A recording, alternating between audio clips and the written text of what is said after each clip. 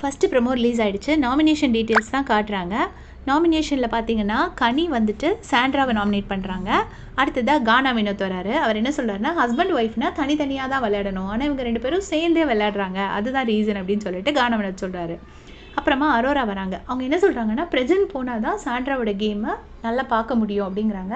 So present போயிடுறாரு. அப்போ அவர் captain இல்லை, அதான் எனக்கு புரிஞ்சுது. அதுக்கப்புறம் அமித் வந்து திவ்யாவை நாமினேட் பண்ணுறாங்க. Okay fine. அடுத்தது வந்து வியானா வந்து திவ்யாவை நாமினேட் பண்ணுறாங்க. அதுக்கு கொடுத்துருக்காங்களே ஒரு ரீசன், அதை தான் என்னால் தாங்கிக்கவே முடியல. திவ்யா வந்து தேஞ்ச டேப் ரெக்கார்டுற மாதிரி திருப்பி திருப்பி திருப்பி திருப்பி சொல்லுவாங்களாம். அதை சொல்கிறது யாருன்னா, இத்து போன பழைய டேப் ரெக்கார்டர். ஏன்னா வியானா வந்து அந்த கானாவின சப்பாத்திக்கு சுகர் வச்சதை வந்து அந்த வாரம் பூரா மொத்த ஸ்க்ரீன் ஸ்பேஸே எடுத்து அவங்க மட்டும்தான் பேசிகிட்டு இருந்தாங்க. அதுவே மறந்து போச்சு. வேறு ரீசன் சொல்லி திவ்யாவை நாமினேட் பண்ணியிருக்கலாம். ஏன்னா இந்த ரீசன் சொல்லி அவங்க செல்ஃப் நாமினேட் தான் பண்ணணும். அதுக்கப்புறம் வந்துட்டு கனியும் சபரியும் நாமினேட் பண்ணுறாங்க. யாருன்னா பார்வதியை ரொம்ப மேனிப்புலேட் பண்ணுறாங்க அப்படின்னு சொல்கிறாங்க. அப்புறமா பிரஜன் வந்து கனியை நாமினேட் பண்ணுறாங்க. அது தெரிஞ்சது தான், பிரஜன் அண்ட் சாண்டா 2 பேத்துக்குமே கனி பிடிக்காது.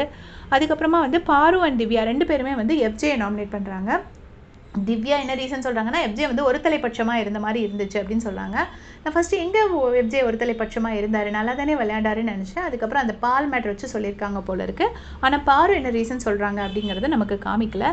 இதுதான் நாமினேஷன். ஸோ இதை வச்சு நான் என்ன கண்டுபிடிச்சேன் அப்படின்னா, சுபிக்ஷாவோ இல்லைன்னா கமருதீனோ அப்படி இல்லைன்னா விக்ரமோ தான் வந்து இவங்கள கேப்டனாக ஆயிருக்காங்க போல இருக்குது.